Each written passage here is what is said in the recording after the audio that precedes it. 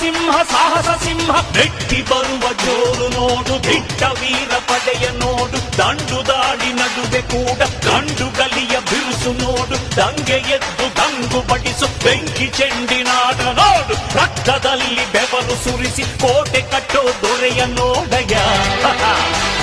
ಇವನಿದ್ದ ಕಡೆಯಲ್ಲೆಲ್ಲ ಘೋರ ಸಿಂಹ ಗರ್ಜನೆ, ಅದು ಯಾರು ಬಂದರು ಕೊನೆಯಾಗದು ಸಿಂಹ ಗರ್ಜನೆ.